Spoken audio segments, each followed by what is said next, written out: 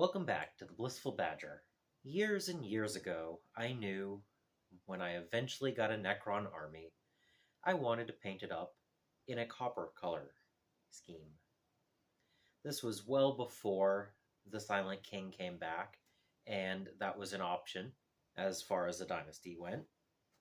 And I had made a Terminator captain with a shield. And I used a Necron shield and painted it up in the color scheme that I eventually wanted to follow. I still didn't own any Necrons.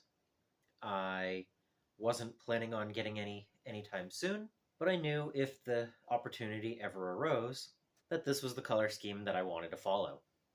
Fast forward several years, and I added some Necrons to my collection, and some more. And when the Pariah Nexus Crusade started, I decided this was the perfect time to actually follow through with my Necron painting. So in previous videos, I showed all of my force growing. I'll have a link down in the description to those previous videos. And I eventually got around to painting. I wanted to make sure that my Necrons were a decent paint job, and I also wanted to follow through with something maybe not so complicated as some of my other armies. Necrons are known for being one of the easier armies to paint, and it made sense to follow through with that idea with my own army. So on Easter, again, link in the description, I painted my Hexmark Destroyer. And this was my first full model painted with the color scheme. I had to decide where certain colors were going to go. I had a lot of fun painting this up on the live stream. I've also started learning how to use my airbrush, and I wanted to make sure that the base coat would go down smooth. Using a paintbrush with metallic paints doesn't always give the best results. So the way I paint my models for my Necron army, I first start with a 2 parts water, 1 part Deco Art Rich Espresso hobby paint. And I needed to make sure it was very thin so that it didn't clog up my airbrush. And it also means that I need to do 2 coats of this. As you can see here, 1 base coat down doesn't quite give it the richness that it deserves, whereas a second base coat definitely makes it pop.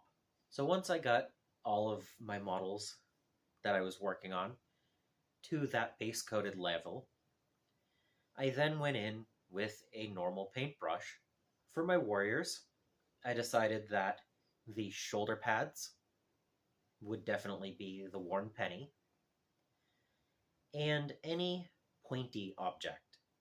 So the little axe-like blade on the bottom of their weapon and the points on the barrels were definitely targeted.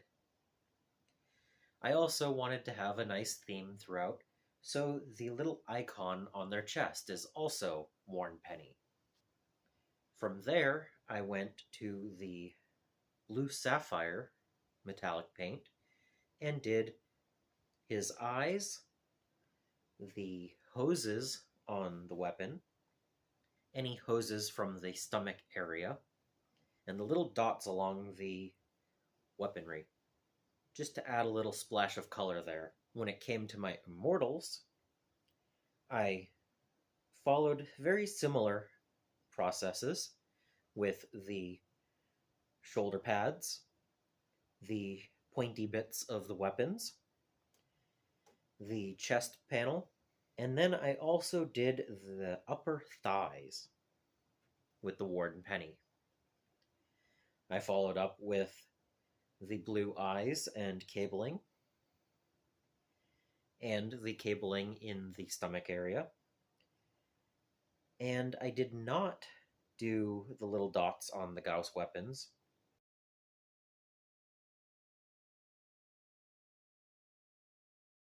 For the Scorpec Destroyers, I did the same shoulder pads and chest piece in worn penny.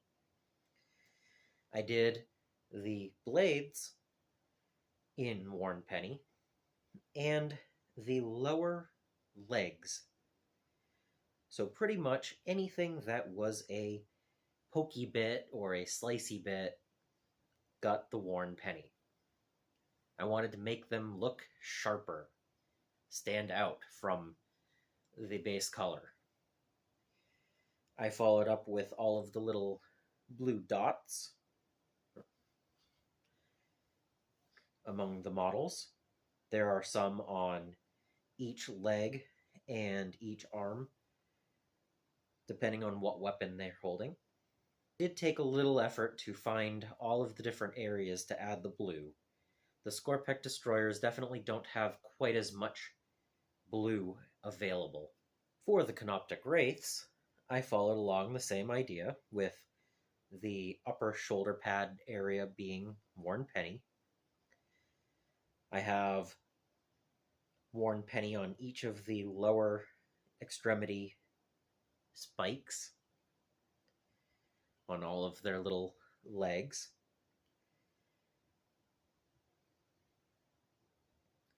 And the spike on the tail. I put the worn penny on the lower legs of the floaty bits. And then, because the tail was quite long and I didn't want to make it one color all the way across, starting with the bottom, I went by primes and made each segment that is a prime the worn penny as well.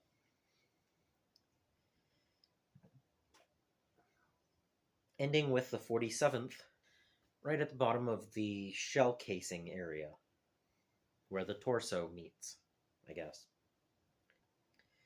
And then I also did the small circles along the back area in the worn penny, and the dots on the belly sections. I could have done these in blue, like I did with all of the other things that look ball-bearing-ish, but I figured it would add even more color to the stomach area.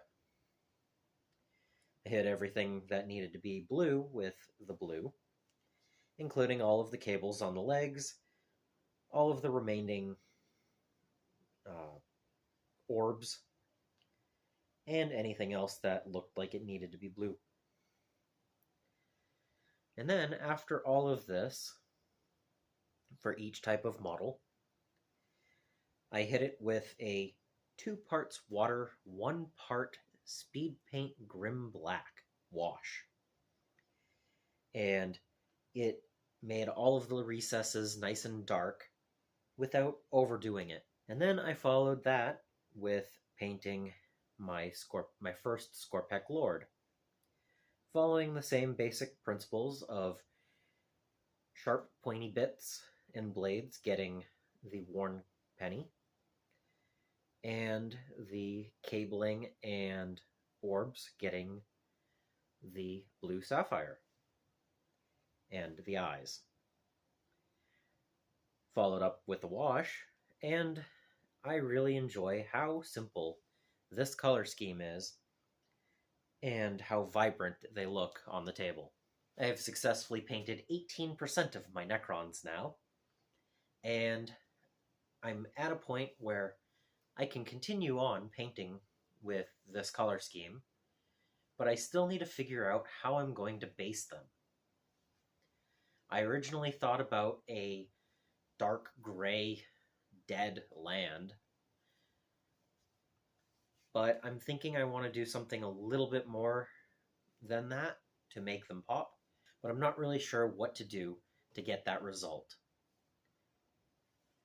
So if you have any ideas, let me know down below, or join the Discord, and let me know there. My Necrons have successfully won 2 out of the 9 sessions that I've played with them. And I think maybe if I get them a little bit more painted, they'll do even better. Maybe. If not, they'll just look even better as they go into the dead pile. Having a nice, simple paint scheme of 2 base coats of rich espresso through the airbrush, worn penny, and blue sapphire paintbrush, and then a wash, and having them look this nice. It's such a simple paint scheme. There's only 3 colors and a wash, and they turn out amazing. At least in my opinion. But it doesn't always take a lot of effort to make a really nice model on the table. Some of my armies I take 3 or 4 times as long per model to paint. And honestly, I don't know if the effort versus reward is that much higher. Let me know. What's the fastest that you paint? Do you have any suggestions for the basing? Subscribe if you haven't, so that you don't miss any future videos.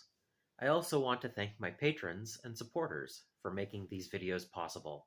And until next time, I hope you find your bit of bliss.